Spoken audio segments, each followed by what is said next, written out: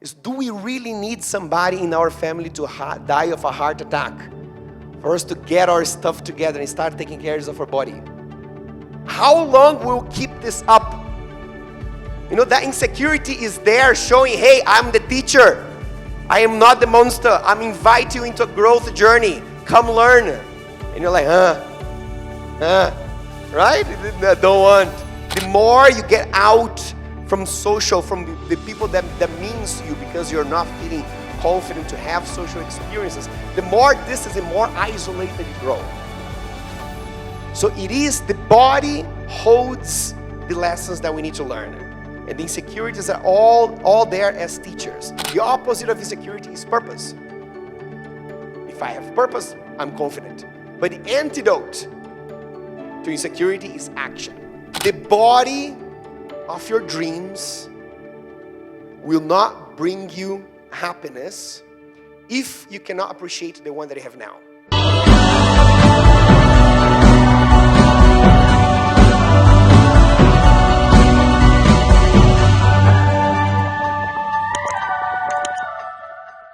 Okay, ladies and gentlemen, please welcome Ronan Oliveira.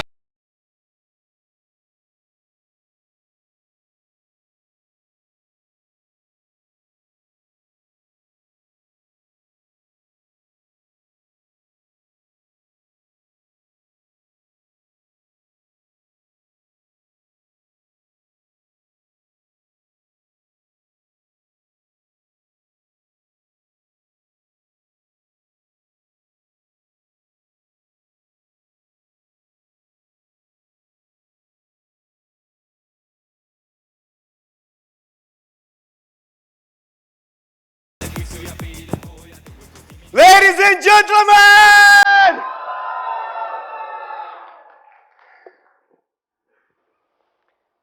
I wish you could feel what I'm feeling right now. In this room, I just want to share a bit of what it means to be a human being in my body at this very moment. What I see here is about 140 people, all with their stories. All of you came from a mom and a dad, overcame things in life, broke your heart, put it back, went through journeys. Every single one is precious, including some of the human beings that are the most important in my existence today, all here right now. And everybody is giving me a gift. There's this unspoken agreement. They are saying, Ronan, all of us will sit and give us our silence so you can be the person expressing yourself right now. I wanted to let you know that I don't take this lightly. This is one of the most precious moments in my life. And I wanted to honor your presence and the unique, precious chance that you give me to express who I am by committing not less than bringing something that is the pure truth of my heart, going deep, getting the diamond, and bringing my best to you today. Thank you so much.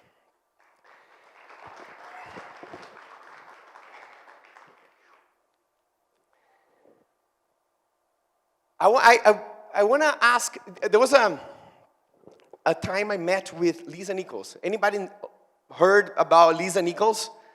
Lisa Nichols, if you put all people who expresses together themselves through their voice, they will worship the gods of the self-expression. The gods of self-expression worship this woman. Like, she's good. She's good. She makes everybody cry and laugh and like change their lives in one single speech.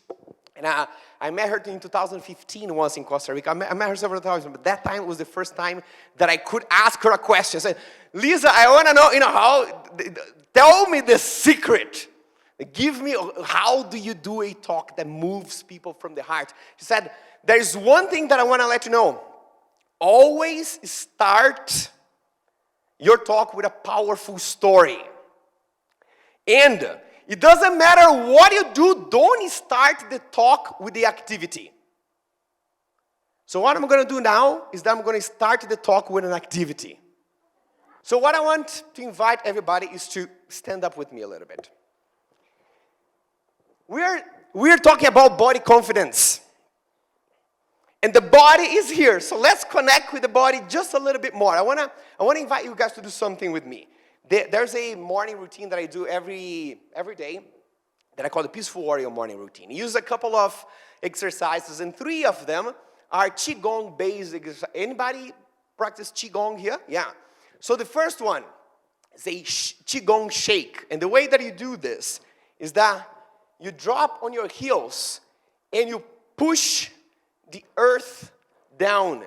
And as you push the earth down, you get that energy coming through your heels, and you leave the rest of the body very loose. So come with me. Try to drop on the knees and let the rest of the body very loose. See? If you can leave, you can feel your cheeks shake. See if you can feel your shoulders shake. That's easy. The fingers of the hands. Bring that loosen quality to your chest. See if you can feel that shaking. Then bring that to your belly. Now, most of us are always contracting the belly a little bit, you know? Because we want to look good. This is the opposite. Let the belly loose. See, now this is nice. See if you can feel your butt cheeks shaking. And then you go a little faster. You do some hops. You bring your hands up and go, ho, ho, ho, ho, ho, ho, ho, ho, ho. Bring the energy from the bottom, from the root of the body.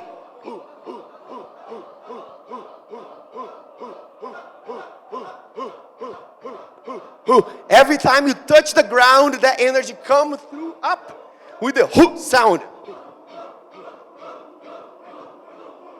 Now land on ground, and we're going to gently twist the arms. Through the spine, you can leave your feet grounded, and you're twisting through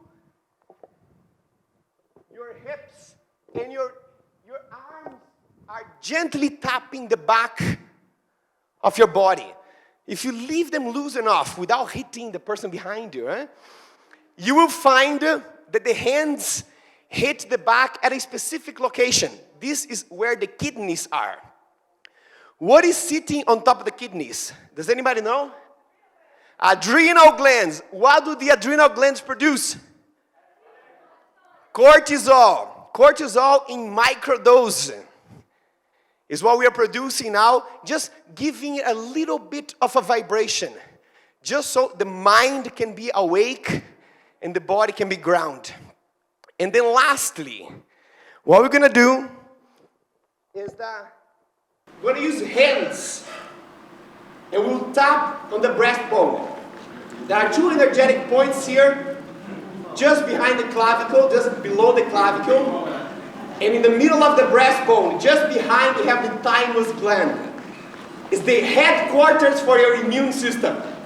Whenever you're tired, any time of the day, you tap here in a way that you bring the energy of the fingers to vibration of the bone. You do that for a little bit. And you see the body go, oh, good morning. Huh? You don't need to repeat, but that's very nice. Now go down with the fist closed, down to the belly. All the way to the belly button. Relax the belly. We don't need to, huh? And then you go to the right side, come up, across, and down. as gently or intense as comfortable. Why do you go to the right side, up, across, and down? Because this is the path that the poop makes inside of your body. So you are gently asking it to time to leave. Yeah? So if you hear noises, no problems. Everybody has this stuff inside of their bodies. Just so you know. Same thing on the shoulders. Down to the arm. Up from the inside. Other shoulder down on the outside. In from the inside. Back of the hand, back on the kidneys. Now all the way to the glute. And you stay there because it feels nice. Yes? This is good. On the outside of the leg. In the inside of the leg. Tip of the fingers. On the forehead. Coming down to the eyebrow. I studied with a Chinese master who taught me all that stuff. And he came from Taiwan. He lived in South America for a few years. And he said every time that you tip the top of your face with the tip of your fingers, imagine that there is a waterfall of energy that is all messy. But with the tip of your fingers, you have a little energetic comb that you make it flow straight down your face. Bring the fingers to the side. The index finger inside of your ear. There is one point there that stimulates your gallbladder, helps with digestion. Then cheekbones, upper lip, lower lip, jaw. And then with the palm on the top of the head, a little bit on the back, on the side of the head, and 3 taps on the face. How's the body feeling now? Good morning, ladies and gentlemen. Thank you very much. Here's the thing. I knew already that this session would come after an energizer. The point of doing this exercise in the beginning, and if there's one thing that I wanted to remember from everything that we're going to talk about today, is this. The point is not to energize the body because I know you don't need it. The point of this is to remind you that every single time that we're talking about the body, what changes the game is the action. It doesn't matter how much ideas we can share here today, and you take notes of all of them, and you make questions, and you understand, and you go home. If you do this, what we did today, every single day, you're much more ahead than if you understand every single little thing that we talked today. The king of any interaction in the body, with the body, is the action. And before we even need to understand why we do this, we need to create the ability of putting things into immediate action. This is how we connect with the body. So that's the whole point. If we start the session about the body without action, we are missing the point. Make sense? I want to talk to you about confidence, body confidence. And I want to, my thought was, this is the 3rd day of LifePlugin. It's not the first one. We already broke the ice. So I had the feeling, instead of starting with the warm-up, I think we have gone through, a deep journey already. Talked about opening the heart, forgiveness.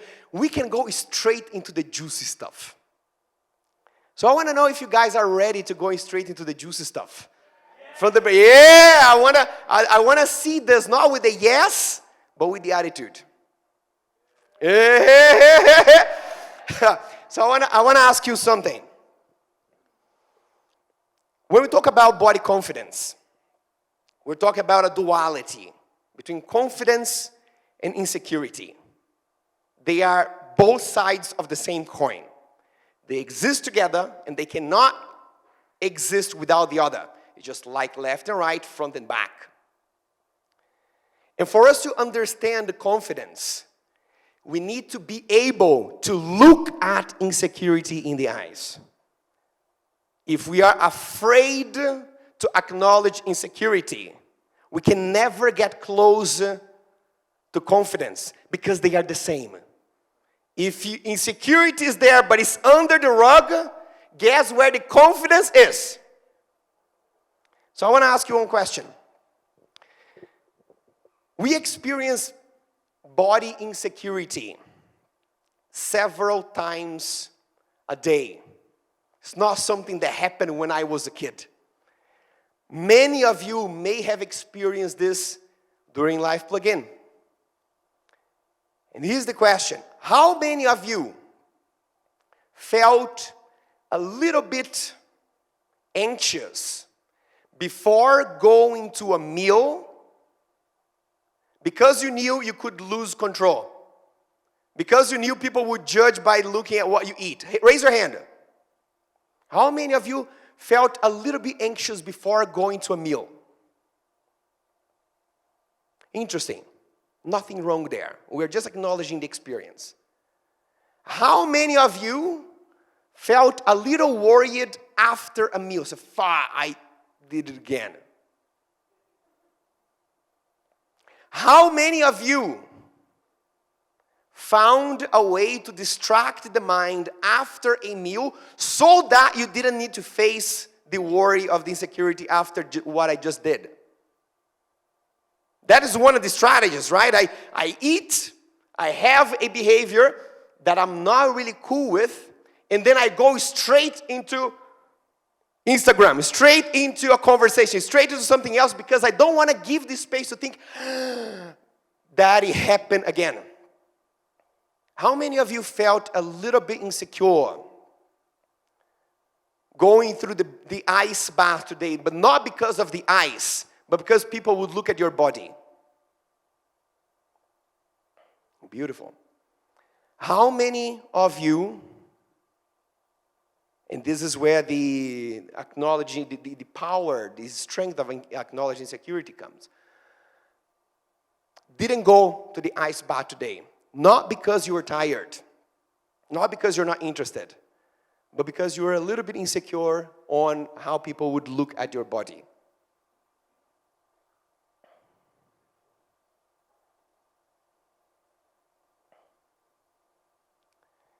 Do we have mic runners? Okay. Body insecurity and body confidence are married. For us to develop body confidence, we need to be able to look at insecurity in the eyes and befriend that. I want to know from some of you, what are the main situations and what is the body insecurity related for you? When does it show up? What is it related for? Who wants to share? Over here, please. Right in front. Quick.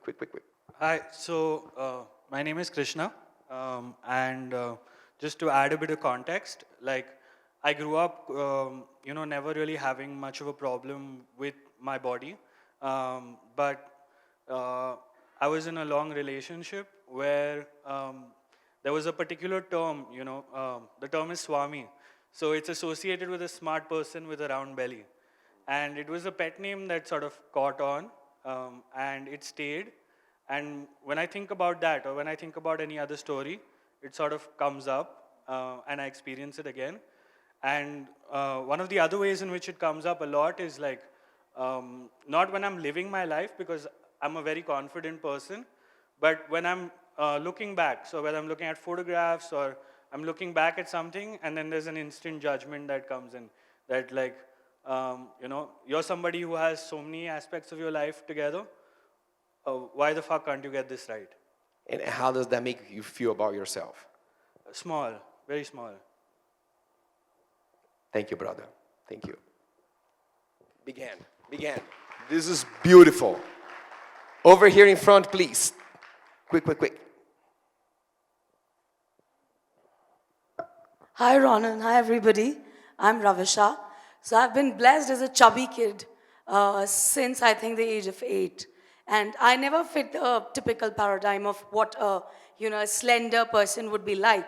And probably at that point of time, there were people who would point out and sometimes it's very unfortunate. Even my parents would come and talk about it, like, oh, you don't do this, you don't eat that. But I think God was kind enough and He put me on a pedestal and platform where I gained a lot of confidence. And there were people who would just come and tell me that, you look good, like, you have a vibe to yourself. But yes, there were times when I would enter a store and a traditional, size of cloth would not fit me. So nobody would think that I was broad-boned, which is very much possible, or I just do not, fit into a certain set parameter. And for that fraction of a second, I would question that, is this all that defines me? And then, of course, it took me years, and I worked on it, and now I really give two fucks about it. I just want to be healthy. The way I look, I'm a blessing from God. I love myself in and out, up and down, black and white. But yes, I want to be healthy, and I'm so glad you're here, and I'm sure you'll help me in that. But yeah, I love myself, and I've left that part of me where I felt small because of a certain inch, a centimeter, or the kilogram or the LBS. I'm sure that doesn't define me. Let me ask you this. When does it still show up? When does it show up? So I'll tell you the first time it showed up, I have a very clear memory, is when I was about 12 or 13 years old. I was digging down in my memories when I felt bad. And I realized that at a point of time, a girl and her mother had come to my house, and she must be an year elder to me. And my parents had gotten her to meet me and probably inspire me to, lose weight or something of that sort. And I remember I was not offered a cone of ice cream. And she was, right? And I remember I felt bad. And it's not that my father wasn't chubby. He was. And I remember calling him, it's about 6 months before. And I said, you know what? You want Hrithik Roshan, right? So you wouldn't have an offspring who was Hrithik Roshan. But let me tell you, I look better than 500,000 people around you at that point of time. And I look better than whatever people I know because I believe so. And I just wish you were kinder and a better father. And God be kind. He said, I think you were right. I'm sorry. So I let it go. But yes, we have parents who don't know that. And I have 2 girls. And one of them is chubby. And I just tell her, you know what? You stunning and you will conquer the world. And you run and you play. You know why? So that you can run, play, and trek all your life. And you don't miss experiences. Don't do it because you want to fit into a frame. You don't need a frame. You're a queen. I made sure that you were born as a princess. And you will live and die like a queen.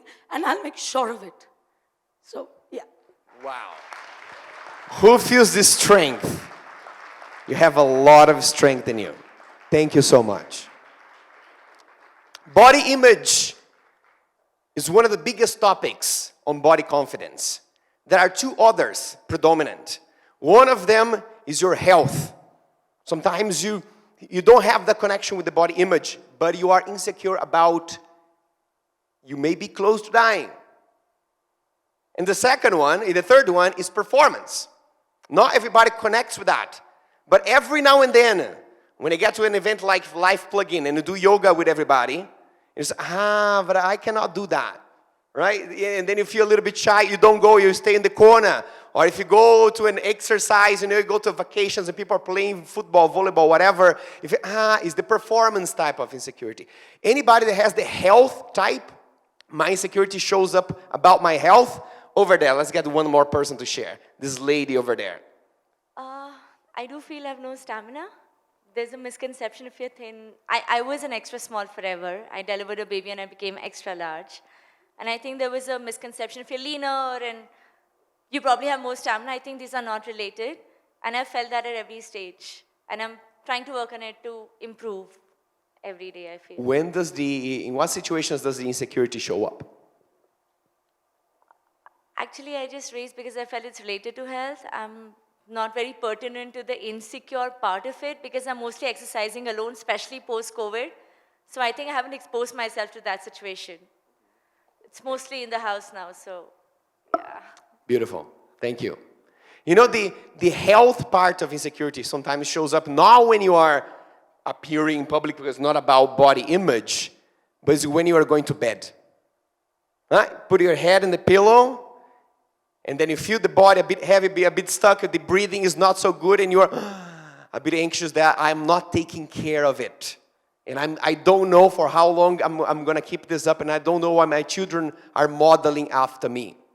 So here's one thing that is important for us to understand. The opposite of insecurity is courage. But the antidote to insecurity is vulnerability.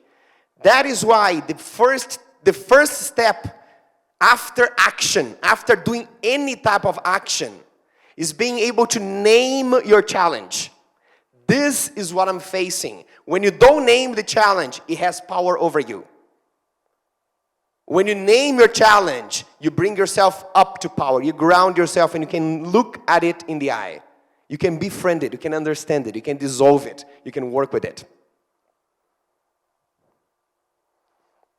And I'll tell you what, who here recognizes that you have some form of insecurity related to the body? Whether it is body image or health or performance, that you're not fully 100% confident about your body. I'll tell you what, this affects health, because the less confident you are, the less likely you are to take care of the body. You're insecure, the body is a taboo. For other people, this affects self-esteem, because there's something about my body that makes me feel small. For some people, it affects eating. You eat every day. And a lot of us feel a little bit anxious before we go to eat, because we know that the behaviors that we're going to have are not what we feel in peace with. It also affects your social experiences. A lot of us, how many times, and you can think about yourself, how many times haven't you avoided a social situation because you didn't want to be seen, or because you didn't want to eat in front of people, or because there was food involved, or because there was pool involved, or whatnot, because you was insecure about the body. And it also affects your availability for meaningful experiences. I met a couple yesterday here, Brazilian couple with a small child. They were taking their 9-year-old child to the base camp of Everest. Imagine how meaningful that is. And imagine the pain of loss of not being able to do, because it's hard for you to get up from your chair. That doesn't come from what you eat and how you exercise. It comes from how you relate to your body. And that is how much confidence you have to be in touch with it. And I'll tell you what, everybody of us will raise their hands talking about insecurities, and I have mine too. It gets worse. It gets worse over time. The more time that is not addressed, the deeper it gets. So if right now, insecurity is a little bit, I don't really take care of my body because a little bit of a taboo, wait 5 years. If that remains unaddressed, now health is much worse. Now maybe you have kids and they are modeling after you. The more meaningful experiences you miss because you're not confident in the capabilities or the health of your body, the less you feel inclined to bring special experiences onto your life. The more you get out from social, from the people that means to you, because you're not feeling confident to have social experiences, the more distance and more isolated you grow. So it is, the body holds the lessons that we need to learn. And the insecurities are all there as teachers. And I want to tell you something that I think I'll need to change the clicker. This is Andrea. Andrea sent me this message yesterday at night. She's a student of one of my programs back in Brazil. And she's saying, Ronan, I'm like overflowing with gratitude. She lost 20 kilos since October. And I asked her, I would love to share your story with people here in Nepal, in LifePlugin. Would you allow me to do so? She said, yes. The only problem is that it's hard for me to send a picture because I didn't allow other people to take pictures of me before, right? And then she was not really in that, oh, I need to lose weight, no weight loss. And no. What she wanted was to take care of her body. Take care is different than working out. It's different than going on a diet. How did it start for her? She was driving one day to the doctor. Got diagnosed with pre-diabetes. Once she was driving back, her eyes were itchy and her sight was blurred.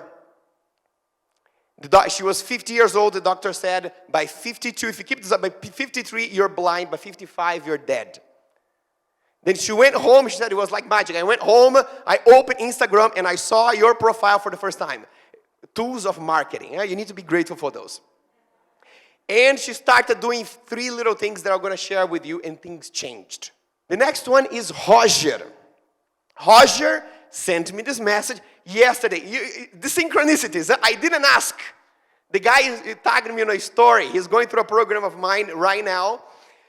Since November to now, from 20 kilos as well. From 103 kilos to 83 kilos. I asked last night to Roger, what was the switch moment? He said, my uncle died of a heart attack. And then I realized that I had let go of the care to my body for too long. I needed to take action. This is Adriana. Adriana is also in a program right now. She lost 22 kilos in the past 5 months. Thank you, brother. She took this picture holding bags of rice to show this is how much the weight has lost. But the main thing here is not the weight loss. The weight loss was a byproduct of her getting more in touch with her body and taking care of that. And I asked Adriana, what was the flipping the switch moment? And she said, it was my mom diagnosed, had a stroke and diagnosed with high cholesterol, about to die.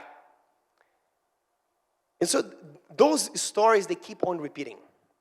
Right before a big moment of transformation, that is a desperation type of situation.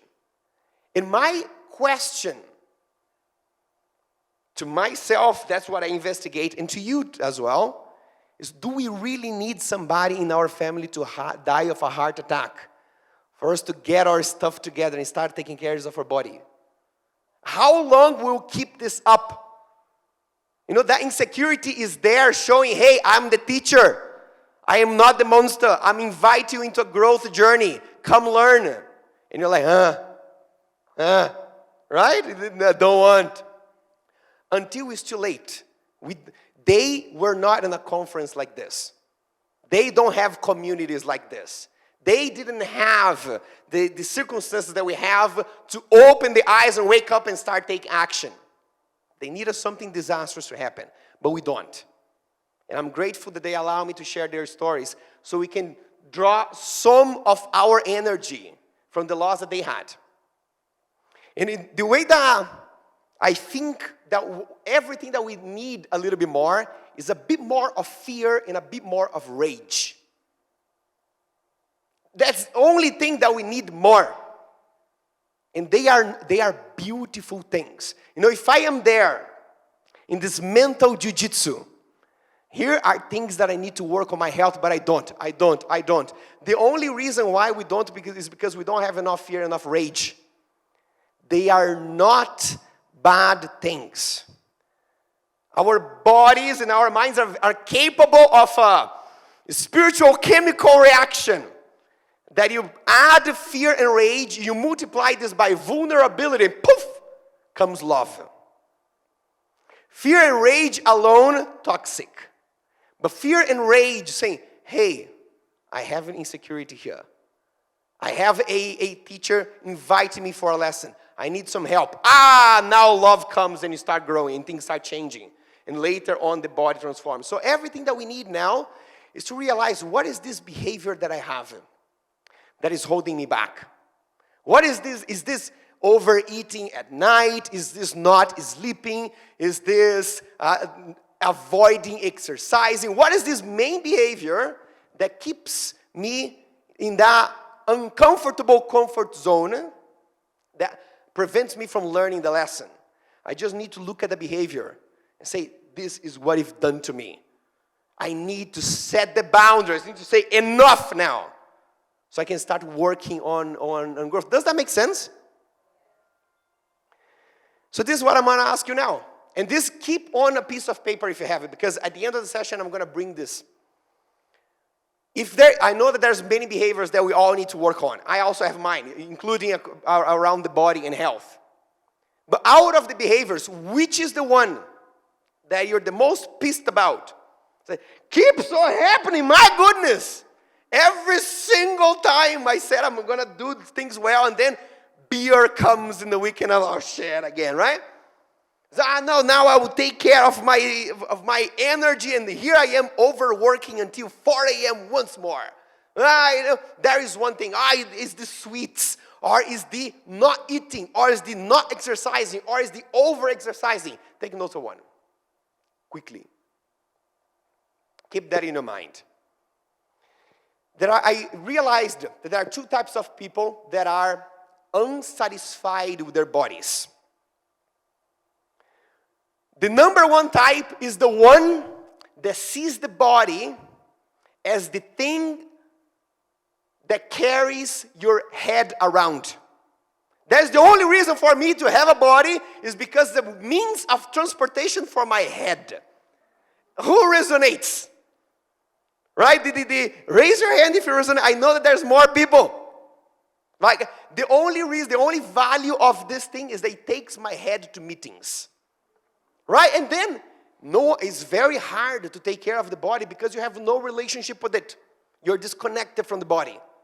Very hard. You keep on failing, on trying to improve, and you think you are a failure. You're not a failure. You just need to connect with your body a bit more, to care about it more. Imagine that you have a person that you meet once in a year, and it's not even your best friend, somebody there.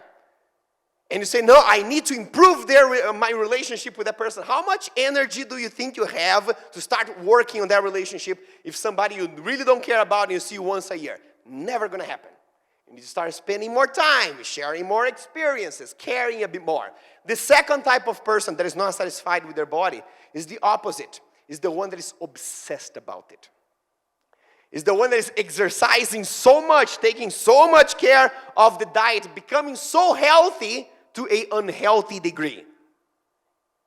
Anybody? Yeah, I've been both. That's why I know. And you probably know other people that relate to this kind of things. And this happens for an effect that I call the prolonged chupenpanza effect. Anybody speak Spanish here? Chupenpanza, you get it, huh? So I lived in Paraguay 2.5 years. Paraguay is a big family culture. They gather on Sundays to drink their tea. They have a tereré tea. It's 1 cup with 1 straw, and then they pass it to everybody. If there are 100 people sitting in the room, everybody's drinking from the same straw. That's imagine COVID at that time, huh? And then one thing that they do after the tereré session on Sunday is they take a picture. Family picture, always the same. So everybody gathers like group picture here, and then there's one guy with a camera, and he screams, "Chupenpanza!" Chupenpanza means suck your belly. And then people go like this. And they hold it. And the guy's taking like vertical pictures, horizontal pictures, selfie, red, right? The longer the last picture, people are struggling. And after the guy finishes, go like that. And that is a funny thing, but this is what we do when we engage in fitness. Isn't it? We do diets, we do workouts, not to connect more with the body, to experience my body in a whole way. It's because when I'm in front of people, I want my body to be like that. And then I'm doing a diet for 3 months and holding that thing until the guy is taking the pictures. I'm doing a workout 5 times a day.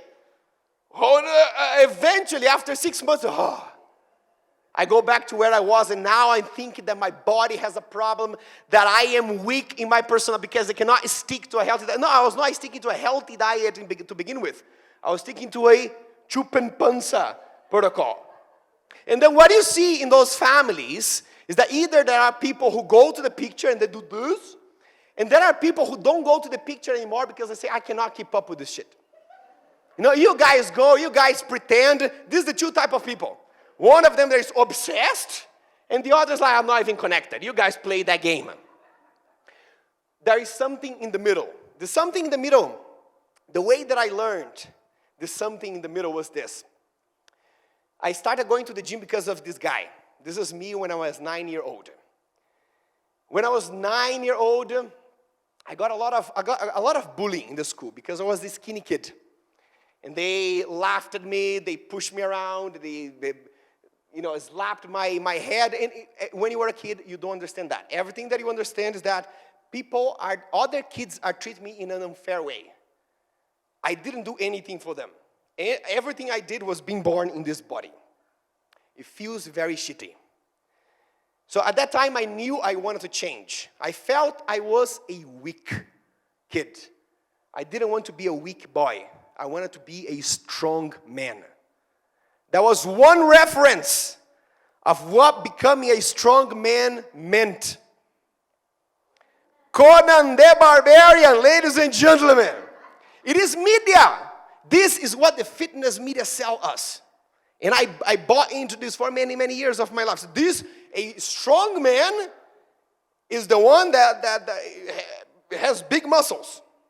Right? There was one guy in the gym back in my hometown that his name was Adriano. He was so big he couldn't take his shirt off because the biceps hit the head. I thought that was cool. I went to the guy, Adriano, how do you eat and what do you train? You are my freaking idol. And he said, man, I buy my supplements at the agro shop. He was taking stuff for horses. And so that was amazing, huh? This is the guy. This is a strong man. And so I went on that journey. And when I became 18, I started studying a lot because I did the training that Adriano was doing, that my friends were doing, but my body didn't respond. And I was very disappointed because all my friends were getting results and I was still the skinny kid, the weak kid. And so but I was a very good student. So I started studying from scientific studies. If you go to PubMed.com, PubMed.gov is a platform, all the published scientific studies on health are, and they say, these are the protocols on how athletes develop strength, muscle mass, athleticism. I learned English, so I could study those studies, and I come from Brazil. And I started replicating them in my body. And for 2.5 years, it was a full-time job. I had my own job, and then I trained in the morning, and then I trained in the evening. And then on Sundays, Vadim was my roommate at that time. He would see that on Sundays, I would spend 4 hours listening to podcasts on how to build muscularity and making 21 meals. And I would freeze 21 meals, and now I had a whole week worth of food, counted to the grain of rice. And if I were to be invited on Vadim, go, bro, let's go, have food. No, I cannot go. I go to the restaurant, but I take my Tupperware of food because it's an obsession. And I thought that was cool. Huh? I said, this is how dedicated I am. It was a full-time job. Eventually, it was hard to keep up with friends because I didn't have the time, I didn't have the energy, I didn't have the flexibility of eating something different, I didn't have the flexibility of not having energy to perform for my workouts. But in 2.5 years, the body transformed. And that was one of the transformations. When I took the picture, the feeling of accomplishment was big. The week that followed was one of the shittiest weeks of my life. The week before that was even worse. And I'll tell you what, my body is not designed to be like that naturally.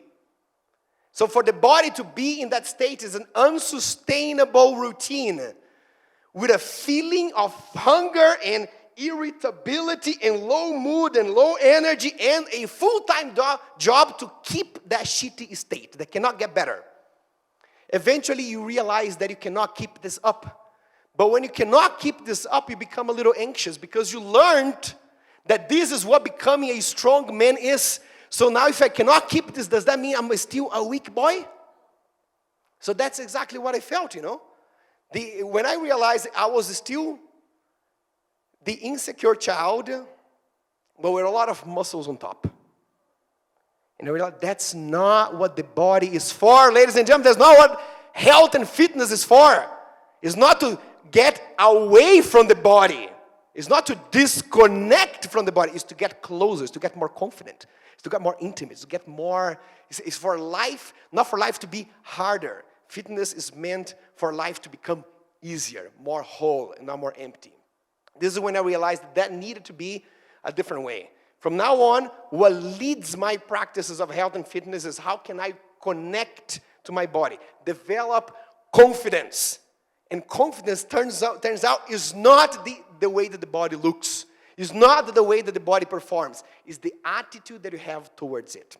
So then I learned a few lessons, and I want to share these lessons with you about how we develop body confidence. The number one is transformation. It's a little flower that grows in the field of action. It is the body. The body is the most dense layer of our existence, right? We have the physical body, you have the emotional body, you have the mental body, you have the spiritual body. The mental body you can change with one thought. Ooh, epiphany. Belief gone. You do one workout, the body doesn't change. Now, the body needs consistent action done over time. It's very dense. And by being dense, it gives you a gift. The gift of being able to develop consistency. To develop a practice. That's what happens with the body. And so this is why we started this session with some type of action, not because it gives any effect to the body, but just because it lends an idea. Here, all the Adriana, Andrea, and Roger that I shared the pictures from the beginning, this is everything that they did in the beginning. Everything that they did in the beginning, 12 hours of fasting, starting the day with half a liter of water, taking a 10-minute walk in the morning. How much do you think this transformed the body? From 1 to 10. 8? 5? 2? 9? I would say it's more like a 3 or a 2. If you do 12 hours of fasting, if you drink half a liter of water in the morning, and you take a 10-minute walk, the body barely feels that. But it puts you in the land of the action. And this is where the journey starts. Now, where we make the mistake is, I'm going to transform my body. I'm going to do 24-hour fasting. I'm going to drink 2 liters of water, go to the gym 5 times a week. I'm going to cut my carbs, in the 108 salutations to the sun in the morning. This is when it doesn't land because it's too far ahead. Now, I talked to somebody that is a very accomplished entrepreneur, also an athlete. I met him in Dubai. Sid was here, introduced me to him, called Yasser. His name, he's the owner of the gym, the largest gym in the UAE now. And he has a prolific athletic career, entrepreneur career. He comes from India, and he didn't learn to write or to read by the time that we were already hooking up with other people. And so I asked him, come from very humble beginning, I said, Yasser, what is one lesson that made you build everything that you build? And he said, man, what I want now. All the things that I want now. For me to have them now, action needs to happen now. And that is the one big lesson. It gives you every time you have 2 choices. Whenever you have insecurity here, I need to do something about it. You can either get better at taking action in the moment, or you can get better at procrastinating action. One of them will inevitably happen. But the thing is, where does the confidence come? Confidence does not come from, after LifePlugin, I'll do that. Too much, sugar. I know I don't like it. It doesn't make me feel good. Yeah, but I'm here. No, after I will change that out. What you're training is the after I will do that, or is the procrastination of the action. Instead, you don't need to be perfect in the moment. You just need to engage with one symbolic type of action. Maybe has no results, but is the field of the action. And then procrastination is something very interesting. So the other day I was also in Dubai, and I go to the gym. It's my way of expressing myself. It's work, it's hobby, it's passion, it's everything. It became consistent, not because I have to, but because I cannot not go. I love it. It's the way that other people meditate, do yoga, read a book. I go to the gym. I connect to my body. I love doing that. There was one day I was procrastinating.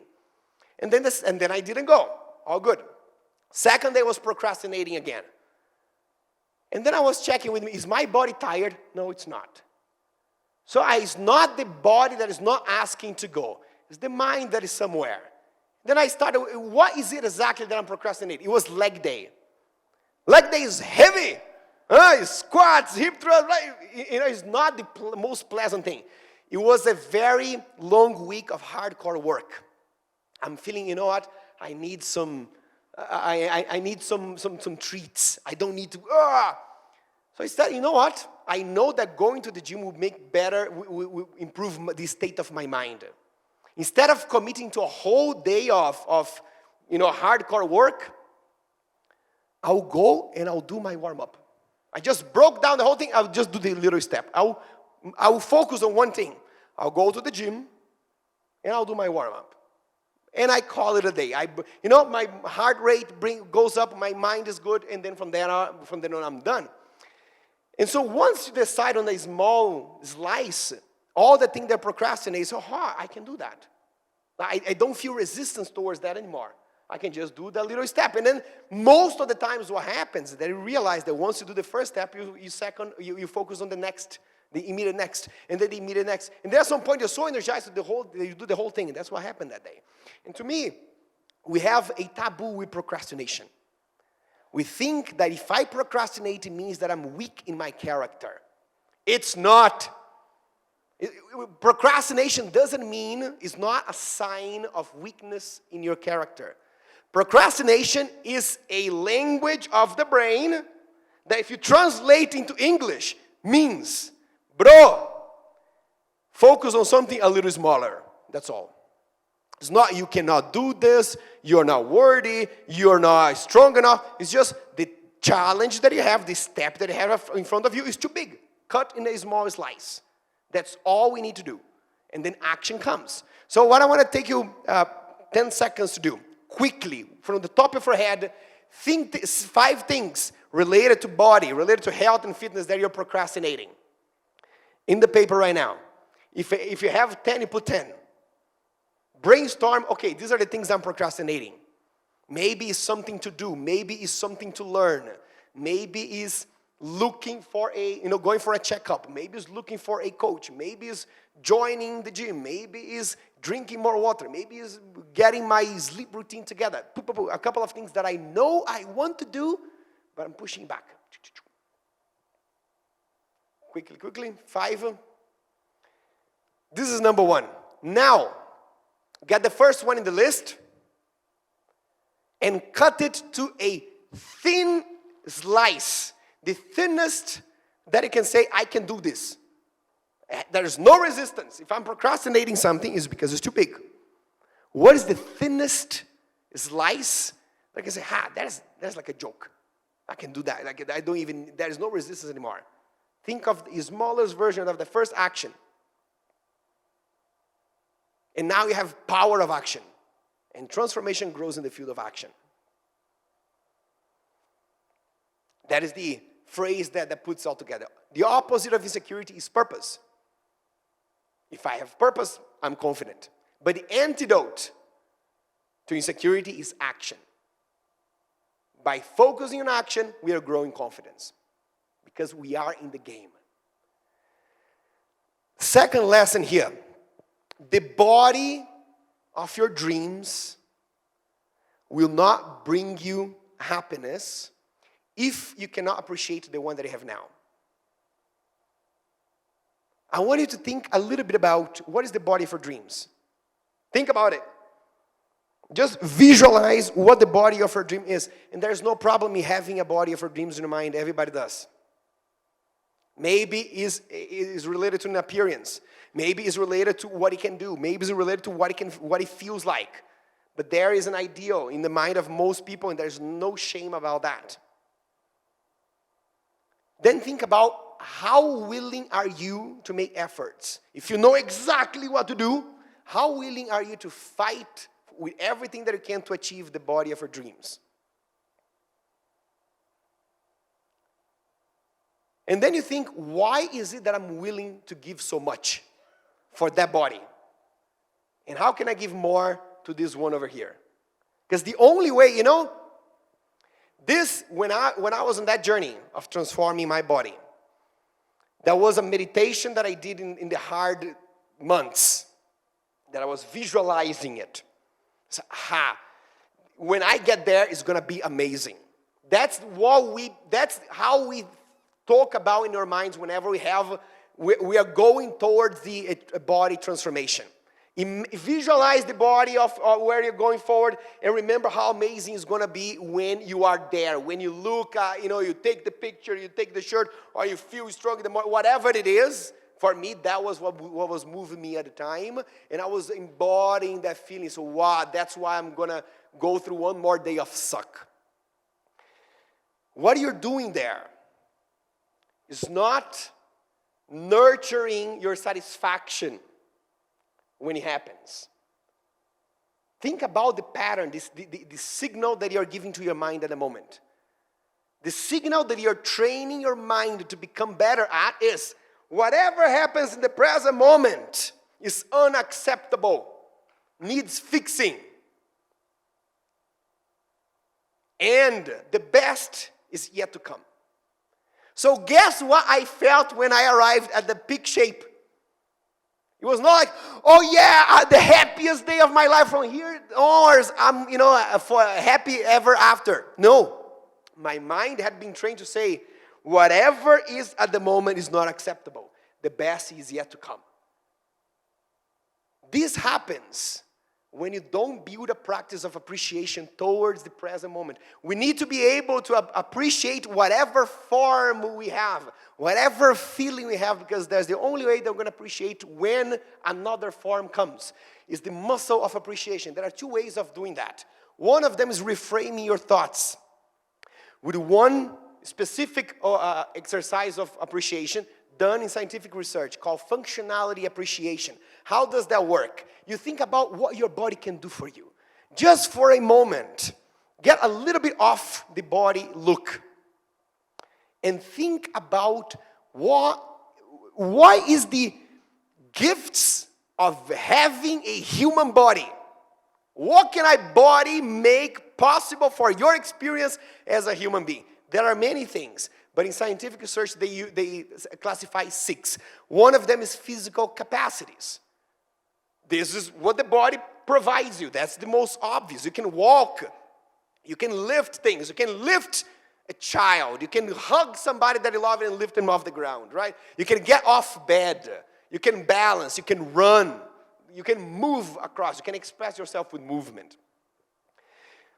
Couple that I met yesterday went trekking, base camp of Everest. Powered by your body. Huh? Then you have health. One day, your body was the size of a peanut. Can you imagine that? Exactly the same body that you are inside right now, or that you are around, whatever you see it. It was the size of a peanut inside of her mother's womb. Just look at the size that he has now. Just look at the miracle of nature. It has been growing. And as we speak, I'm speaking words in English. You're hearing through your ears, and there are neurons recognizing those words and connecting themselves together, and your brain is shifting its physical form in real time. And then you breathe the air that other people are breathing too. Goes all the way to your mitochondria, gets all the nutrients from the breakfast, put paper and ink together, prints money, ATP, pay the salary of every single cell of your body. Cells are dying, cells are being born. There's a whole civil war happening inside of our body right now. It's growing. Your body has the ability of healing from injuries, healing from disease, and it has done it many times. Anybody has broken a bone before? Who got COVID here? All of it is healed, powered, given to you for free by your body. Huh? Then we have senses. Imagine the best tasting food you ever tried. Shout it to me. What is it? Barata? Who said tilapia? Chocolate, coffee, mango. Oh, mango is a good one. I was in Tanzania a few weeks ago, honeymoon in Zanzibar, and they have these small little mangoes that you eat with the skin, and it is a whole fireworks inside of your mouth. It's like orgasm inside of your mouth. Senses, body can give it to you. Nothing else. Smelling the smell of Palo Santo, sage. The seeing beautiful things, listening to music, ladies and gentlemen. Body gives it to you. Then you have awareness and emotions. All the emotions start, they are physical manifestation first. Then the mind processes that.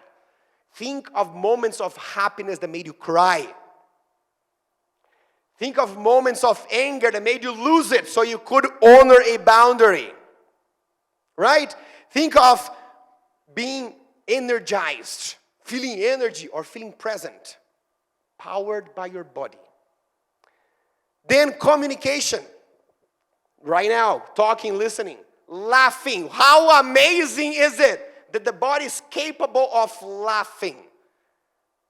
Right? You can cuss, you can talk, laugh, kiss, have sex, cuddle, hug.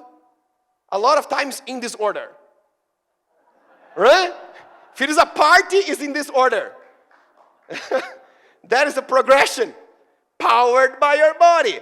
And then you have creative endeavors. You can sing because you have a body. You can write. You can take photos. You can paint. You can express that connection that you go into the ethereal realm. You bring a thought and you materialize that thought through the body. And you know what is interesting? The body can give you movement, experiences, emotions, heal from injuries, heal from disease, store your sweetest memories. Maybe your body gave you kids. But sometimes, all we can think about is how disappointed we are that we gain weight over COVID. Isn't it true? This puts things into perspective. This is body appreciation. Body appreciation is not, I like my ear. No, it's not that. Body appreciation is when the thought comes, I look at my belly, I heard these things, I feel small. Hey, okay, thank you, mind. You're giving me this thought. It's just a thought. It's not reality. I'll let it go, and I will reframe my mind to remember things that I'm grateful for, what my body can do for me as a human being. Make sense? Let's keep a quick list of that.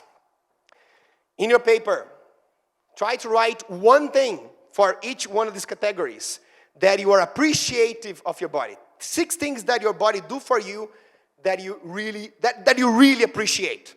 That's, oh, body, thank you so much for the taste of the freaking mango. Thank you for the smell of Palo Santo. Thank you for laughing when my mind says some, offensive stuff. I appreciate the ability of lifting weights because I love the way I feel it. I appreciate the ability that I have to sing or to dance.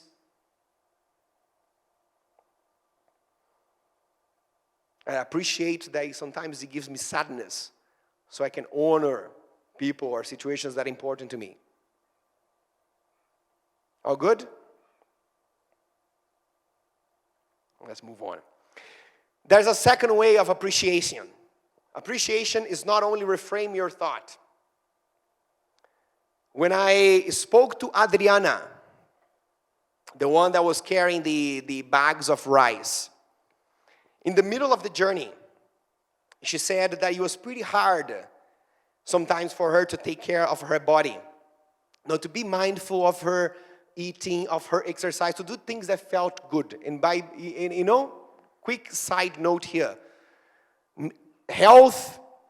Healthy eating does not mean not eating paratas in the morning. Does not mean not eating sugar. No, that's not. We don't want to be obsessive eating. Healthy eating means I eat things that I love, that love me back. Right? That is the point. It makes me feel good before, because I'm thinking, yes, I ate paratas this morning. I don't eat it every day. Today I was fasting the whole day. I'm doing Ramadan fasting. Today I decided after ice bath I would do breakfast. And I wanted to eat paratas because I love it. I don't eat it every day, but just the thought of it, that would be nice. And then I savored it. It was, that's amazing. And right now I'm feeling great. The body's not bloated, the body's not tired, Isn't it healthy? Yeah, so quick side note here. So when she was trying to develop healthy eating patterns, she said sometimes it's hard because I cannot get energy to dedicate to my body because I feel fat. Anybody who has felt fat before? Raise your hand. I have something to tell you. Fat is not a feeling. We don't feel fat. Fat is a macronutrient. I feel protein today. Who has felt carbohydrates today? I feel fiber today. But we feel fat. Fat is a macronutrient. Fat is a store of energy. Fat is a form of energy that heats our bodies. When we say we think fat, we feel fat, we need to understand what is behind. So Adriana, what does that mean? Fat is a food. You cannot feel fat. Okay. So what does that mean is, when I went to, what she said, I went to a dinner with my family, and the clothes were not fitting. And I've been on a weight loss, taking care of my body journey for 2 months. Now it's been 5. So they know I am dedicating myself to that. But then I show up and the clothes are not fitting. And they will think that here I am eating salads, but it's not working. I'm a failure. Or I'm lazy because during the weekends I don't keep up with my discipline. So, there you go. When you say you feel fat, for that person, what it means is I feel that I'm not taking care of myself. I feel that other people will judge me because I'm being negligent with my eating. So when that person says I'm fat, what they really want to express is that they don't want to be negligent with themselves. So how do you develop body confidence at that time? You develop body confidence not by chupin panza, by showing up to your body when you don't feel good for it, when you don't neglect, when you go to the opposite. Today I don't feel good and I will still honor and respect the body with my actions. Now I don't feel fat anymore. Even though nothing has changed in my body. But because I never felt fat, what I felt was negligent. It was just behind the macronutrient word. Does it make sense? So the second way of appreciating the body is creating the attitude that you're looking for. A lot of people, when they come to me and said, Ronan, I talk a lot about lose weight because it's easily the entry journey for a lot of people. But it's not only that. Sometimes it's building muscle mass. Sometimes it's just feeling more energized or improving your metabolism, improving longevity. But there's something that you want to transform, right?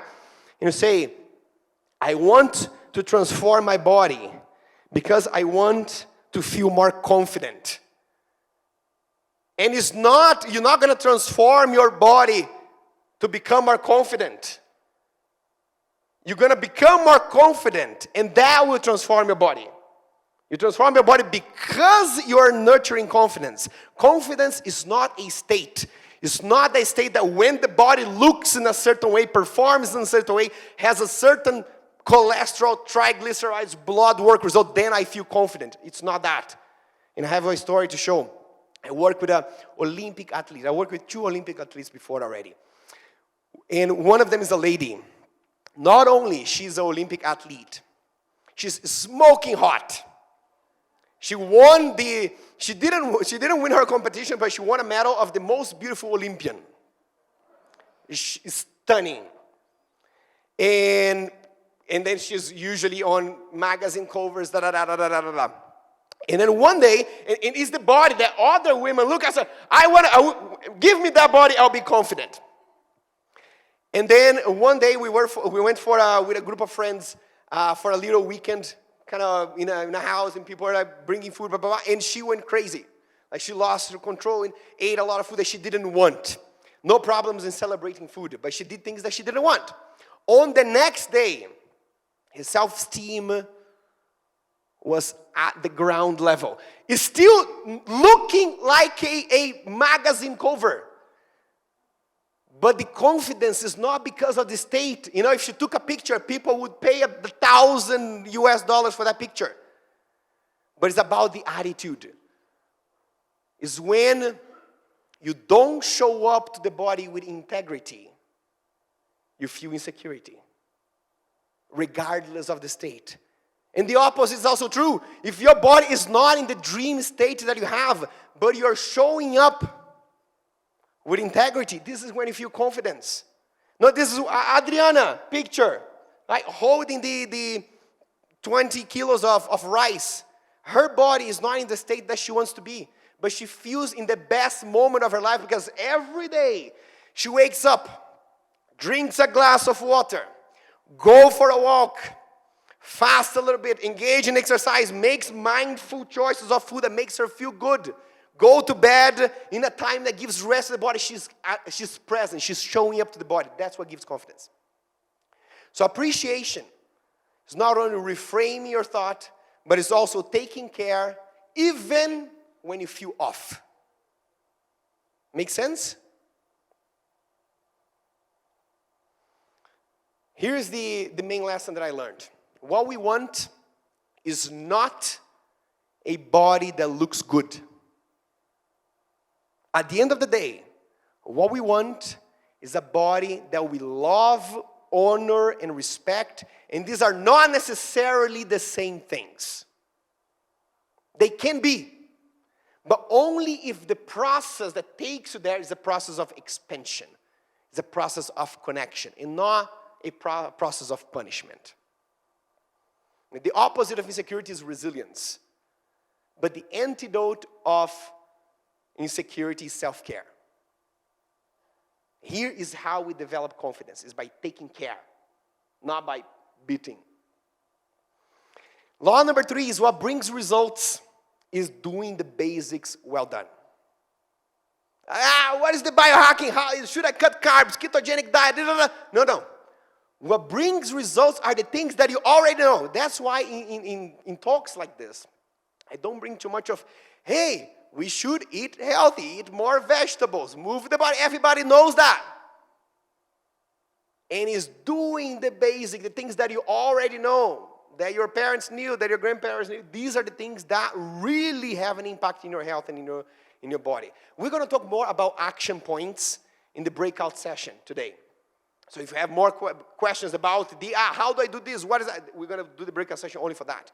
But here is to drive the point that, hey, what is the basics for the body? Imagine that you have a seed of an apple tree. For you to get apples, you need to do 3 things. Maybe a little bit more complex, but overview here.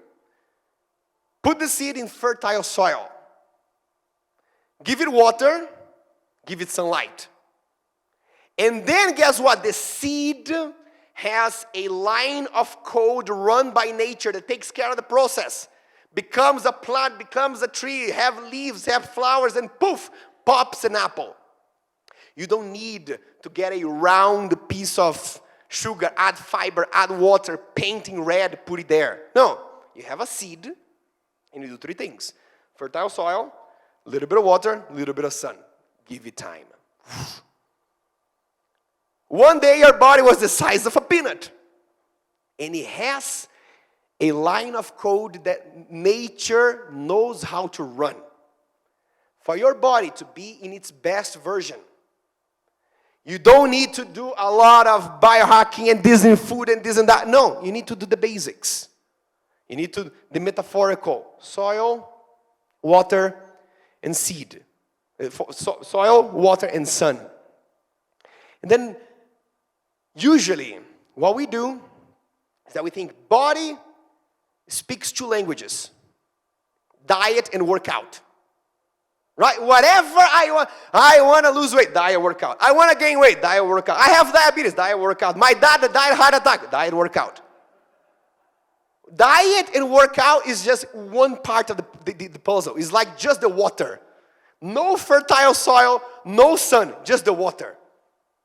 And then and then for you to get apple, when you don't give the other parts of the process, then you need to start painting the thing red.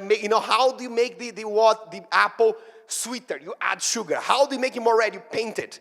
Or you just give the basic and nature takes care of that. So here, very interesting study by the University of Leeds in the UK. They were trying to define what are the variables that define your current body weight. Why? Because body weight is one of the main markers that influences everybody's health today. My intention is not for you to be able to read these boxes. My intention is just for you to see how many boxes there are, more or less. Lots.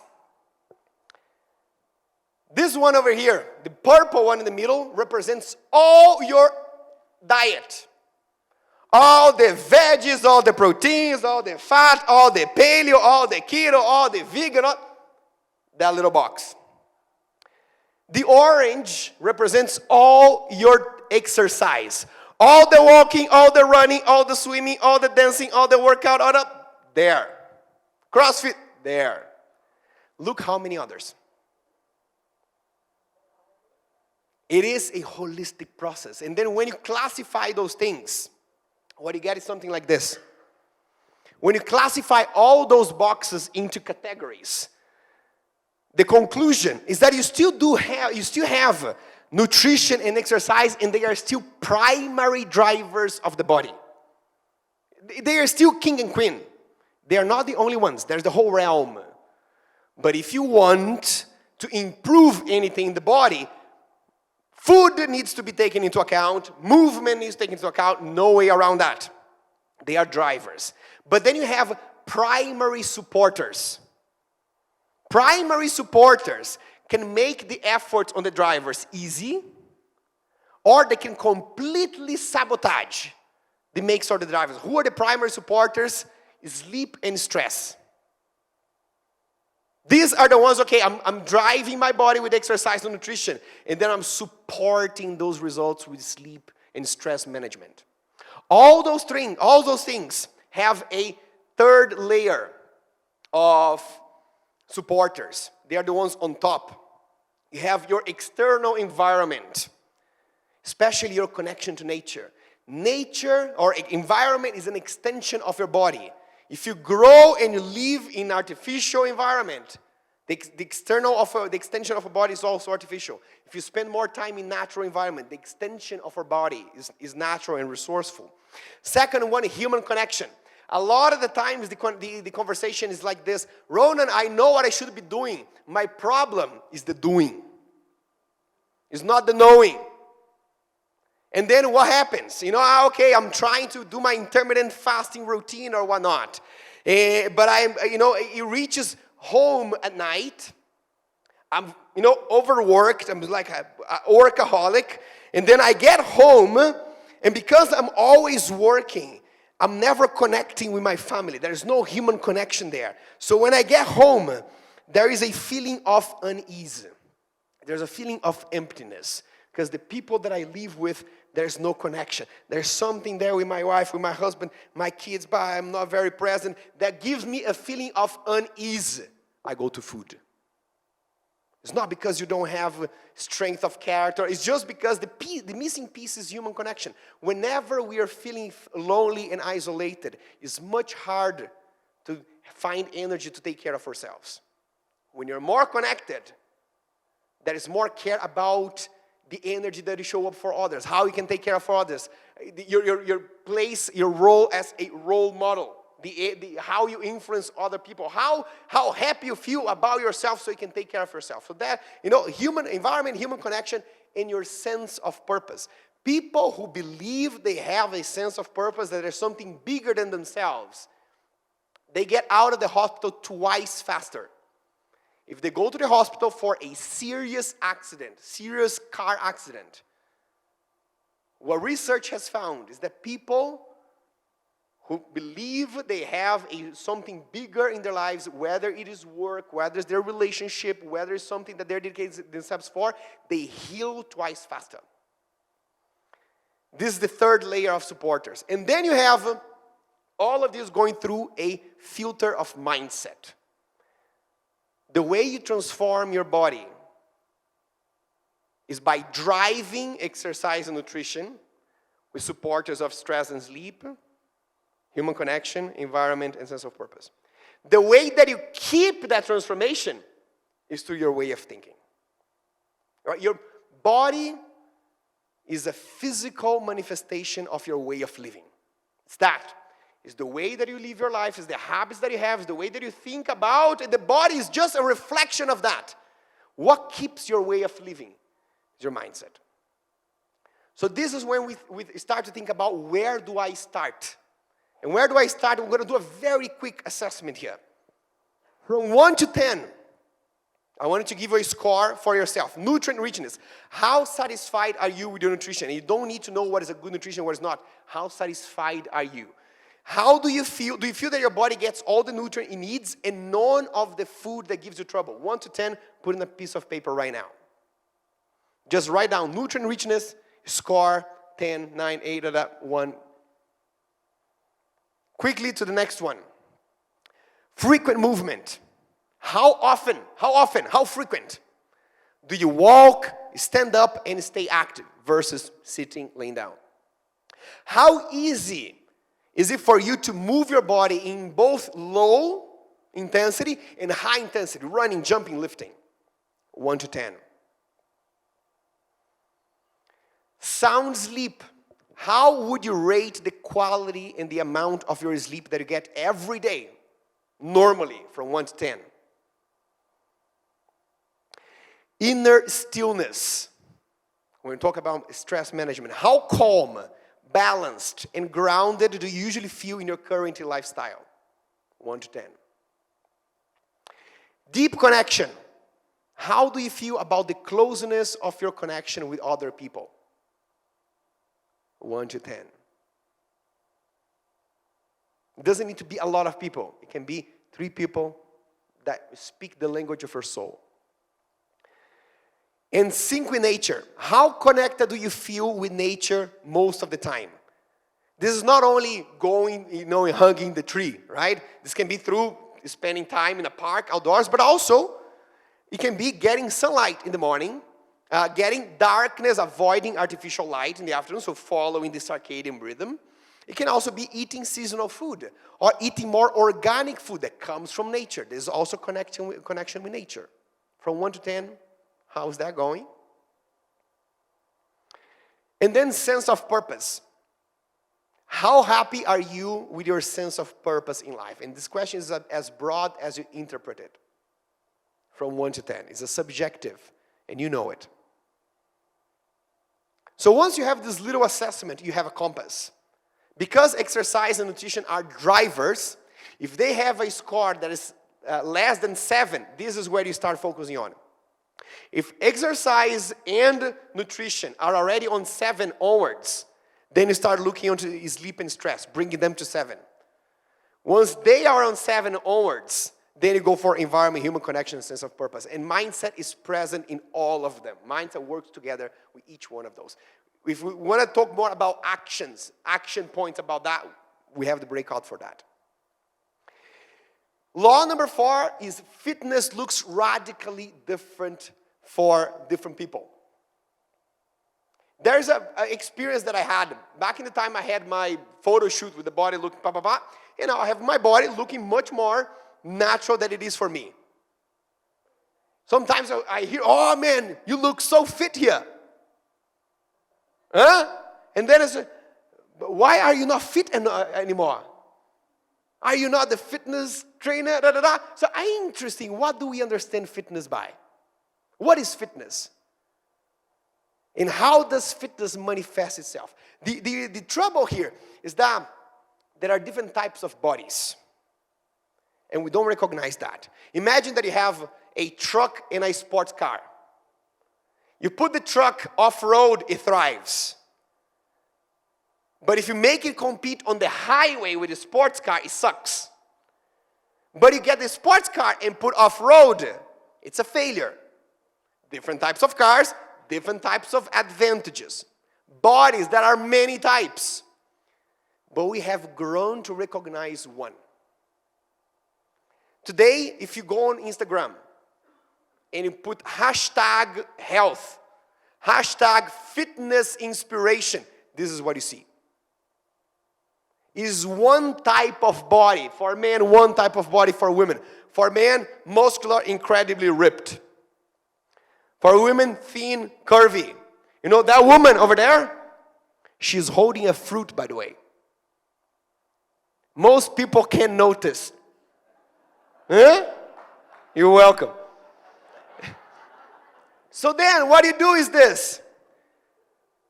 You learn that this is a fit body. And then what do? You look at yours. It's not that, means not fit. My body doesn't look like that. What we learn is that it's not fit. But this is not fitness, this is aesthetics.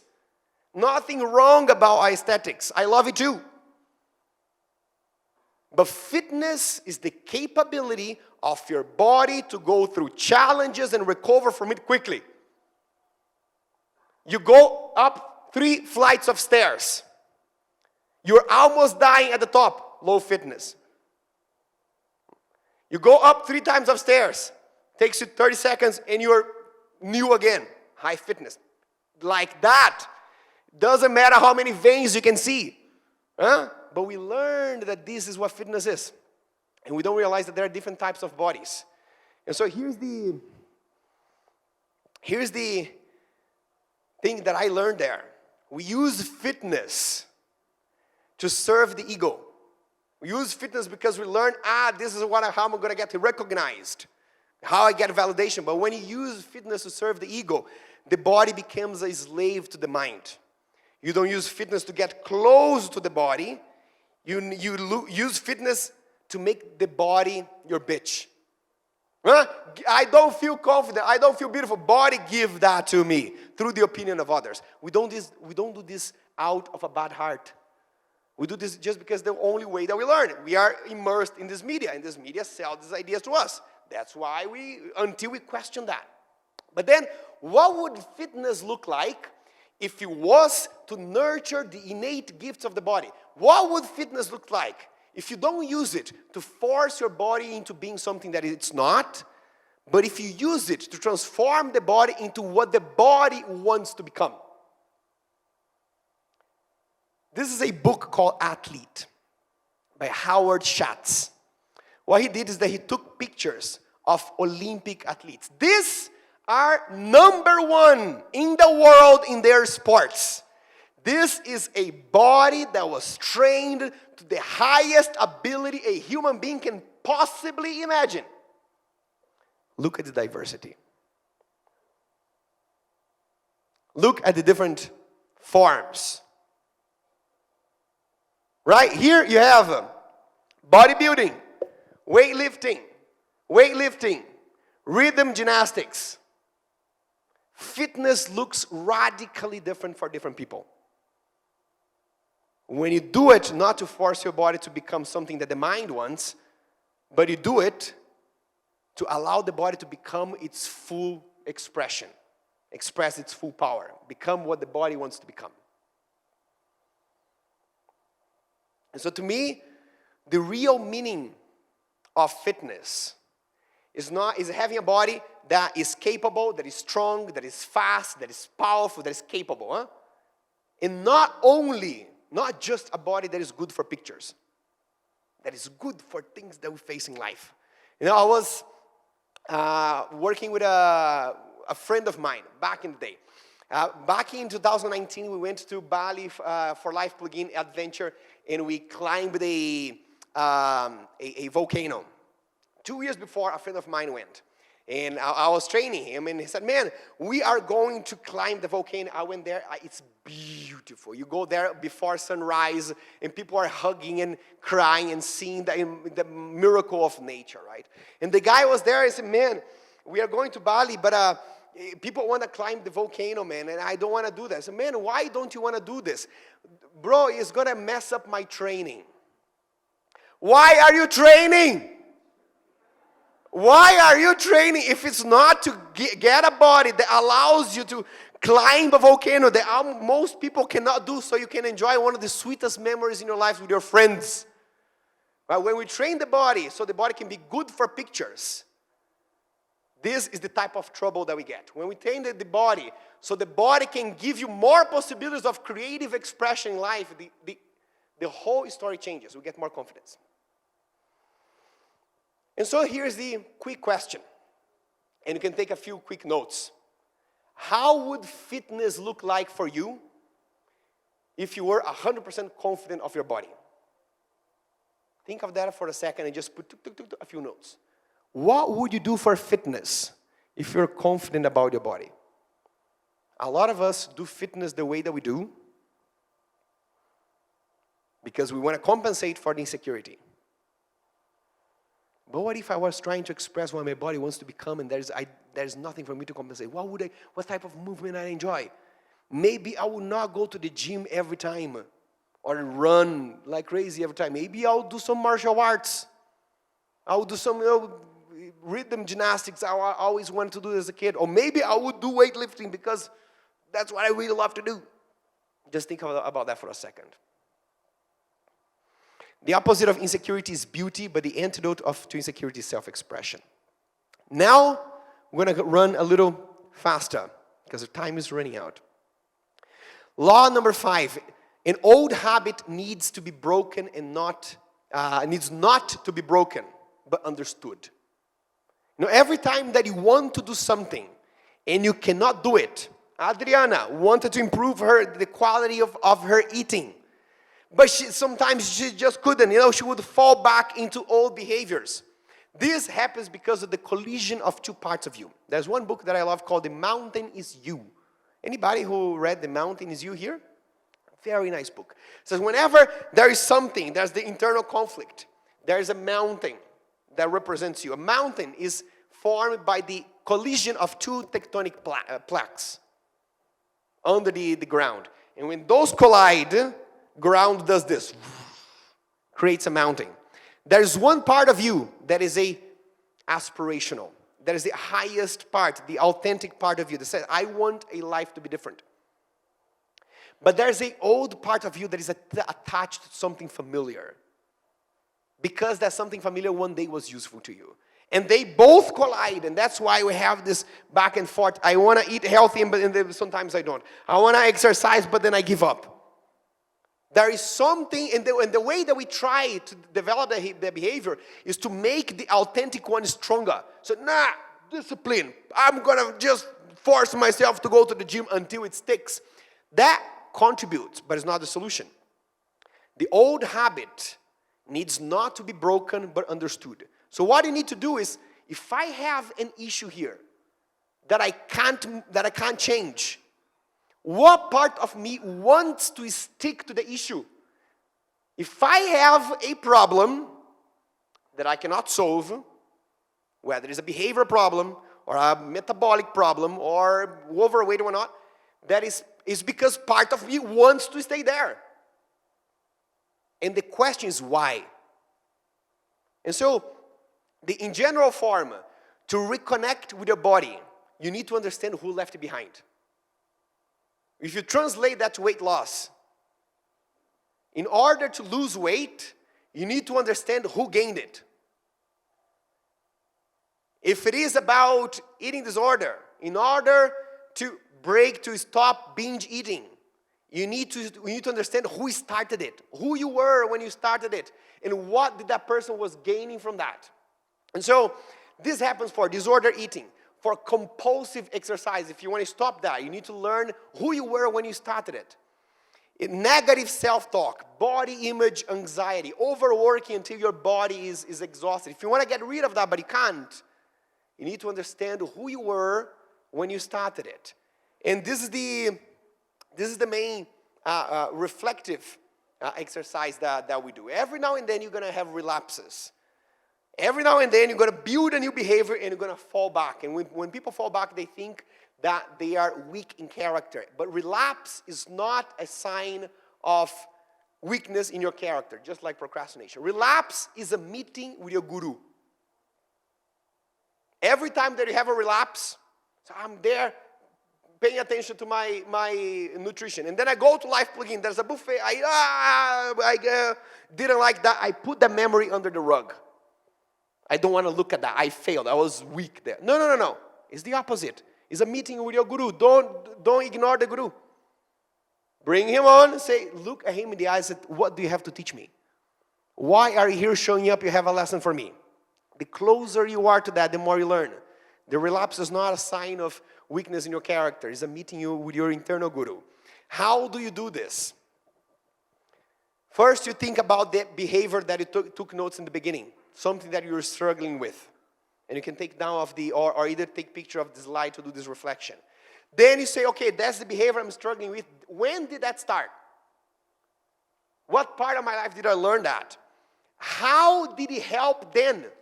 How was that behavior an advantage for me at that time?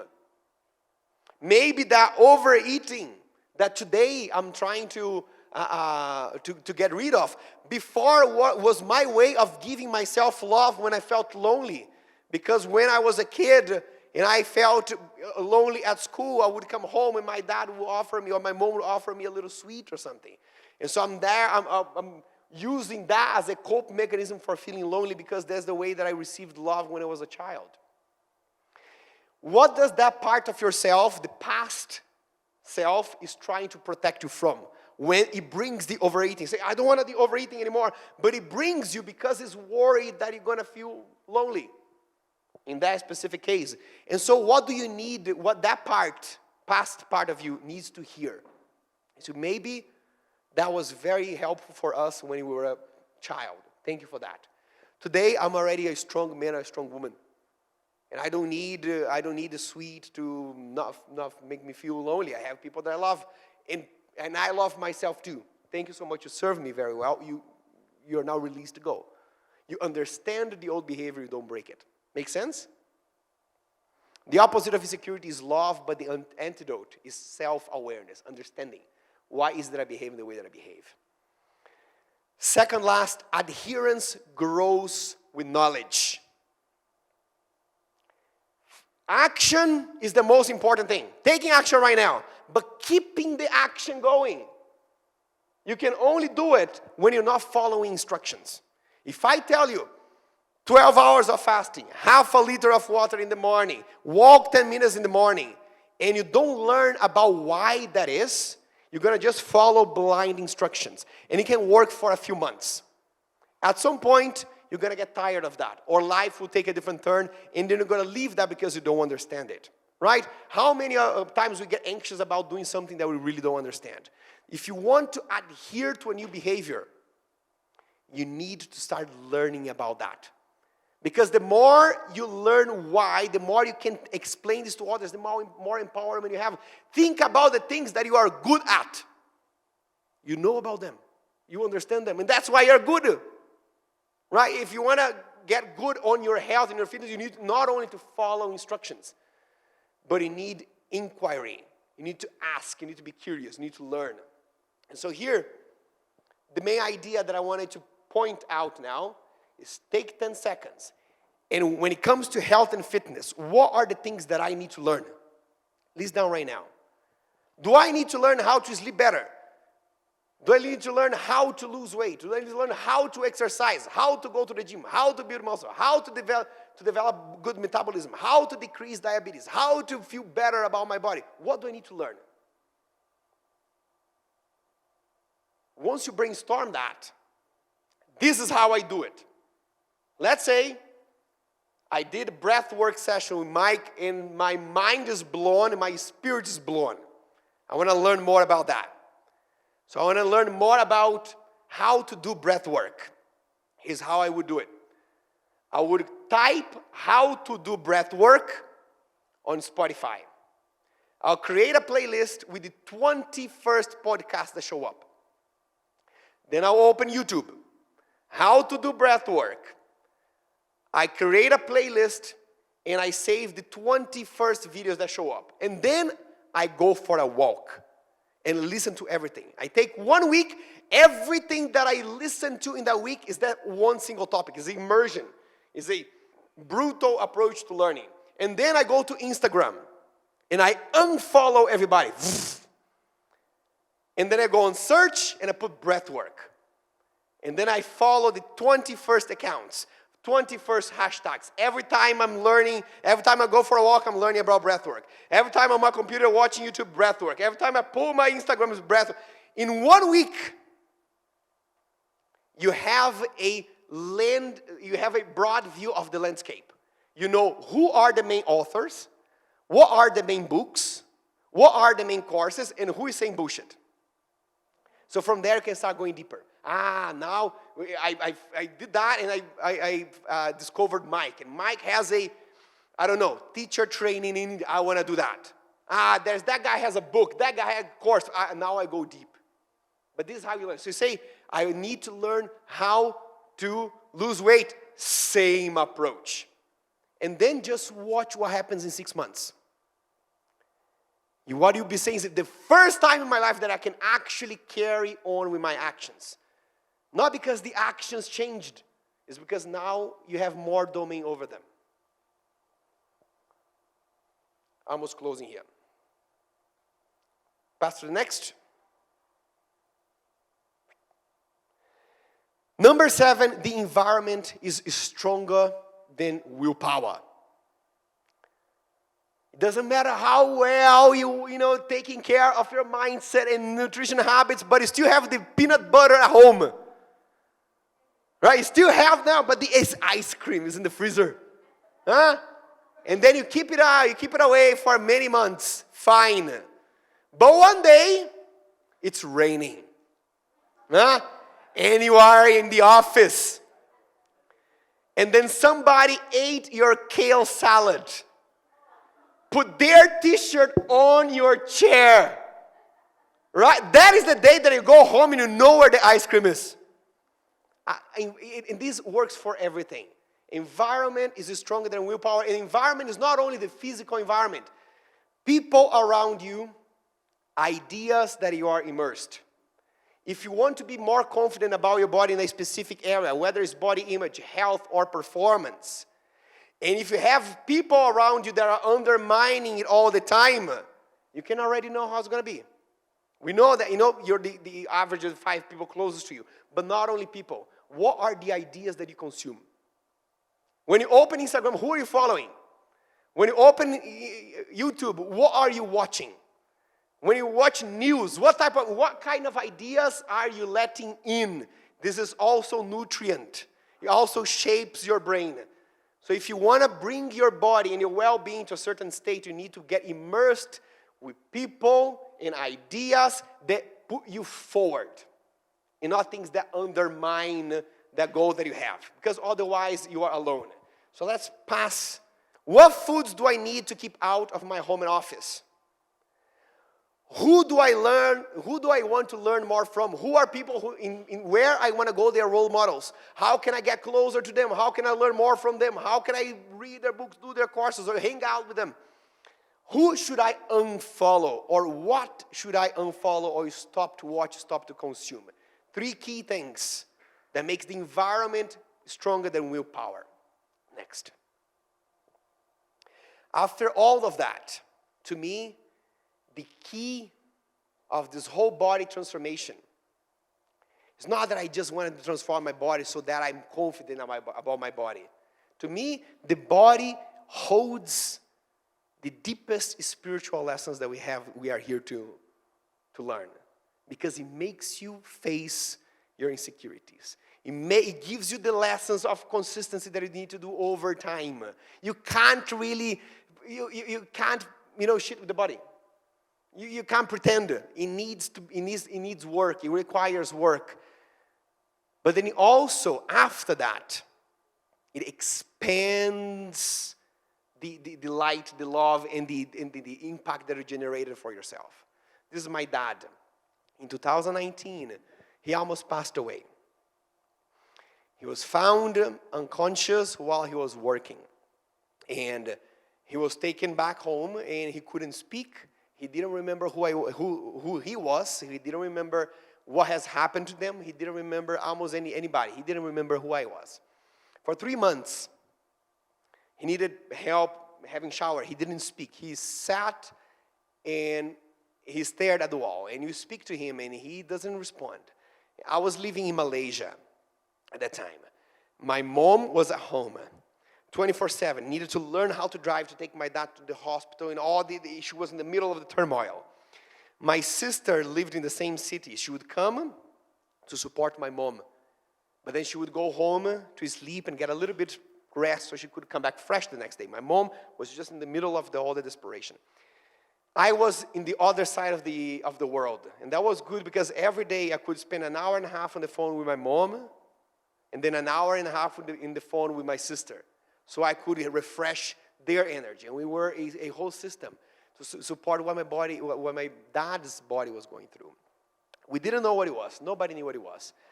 Finally, one neurologist diagnosed pseudodementia. Is when you have the symptoms of Alzheimer, but because of a lot of inflammation that builds up in the body over the years. My dad had ulcerative colitis, wounds in the intestine. And he knew that he could never eat gluten, dairy, drink alcohol, smoke. Never gave a damn about that. Pizza, ice cream, beer, cigarette, entire life. The body kept up. The body kept up. That's the thing. The body is very resistant. It holds for you, and even if you don't take care of it until one day it collapses. My dad collapsed. And after 3 months, he went back to talking. And when he was back to talking, one of the first things that he told me was, Ronan, I don't want to do this anymore. I never took care of my body. And now is the time to. I don't want to die. The bodies gave me a sign. I never took care of it. But I have no idea where to start. I have constipation, I have chronic disease, I have lungs inflammation, I have low heart capacity. I have no idea what to do. I said, Dad, that's exactly what I've been doing for the past 5 years. I knew exactly what to do. I knew exactly what the actions to start in the beginning, start in the middle, start at the end. All the food, environment, and we started with 12 hours of fasting, half a liter of water in the morning, 10 minutes of walk. That's all we did. We stayed in the field of action. And then we started changing things, layer by layer. A little bit of food, a little bit of exercise, a little bit of that, a little bit of this. This was November. After 6 months, in his birthday, he had lost 14 kilos. Next. Not only he lost 14 kilos, he gained his ability to move. He could barely walk before. Now he rides a bicycle every day. He thought he was dying. This was 2019. Last year he came to visit me in Estonia. I live in Estonia now. I brought my parents. It was their first time on an airplane. It was the first time seeing snow. They were so happy they couldn't stop walking the whole city. They walked so much that at the end I got their phone and said, Dad, you're taking 15,000 steps on average per day, not even trying. He went home, got an Apple Watch. Every day since last year in January, he goes to the WhatsApp of the group and put the screenshot of his morning and evening walk.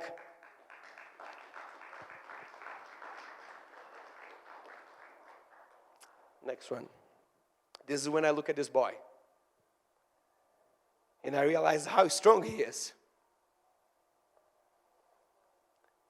And how strong he's ever been. It didn't depend on the size of the pecs or the size of the shoulders. It was in his attitude, it was in his heart. But he came with the right body to teach him these lessons. I'm grateful for all my insecurities because they were and they still are my most powerful teachers. So what I want you to think about is three things. What would be different if you are completely confident about your body? If you developed it and you know where the areas of development are? What would be possible in your life right now that is not? Next. And where are you heading to in 5 to 10 years if that doesn't change? You don't need to be diagnosed with pseudo-dementia. You don't need your uncle to die from a heart attack. You don't need to get diabetes and lose your sight. You don't need your mom to have a stroke. You are here. You know exactly what to do. You know the beginning of the journey. You wrote down in the paper in the beginning of the session, what is the behavior that I'm struggling with? This is your main teacher. All it's doing is that it's waiting for you to say, enough. Bring the rage. Bring the fear. Pair that with vulnerability. And the journey starts. And how does the journey start? 12 hours fasting. Half a liter of water in the morning. 10-minute walk. Stay in the field of action. Ladies and gentlemen, thank you very much.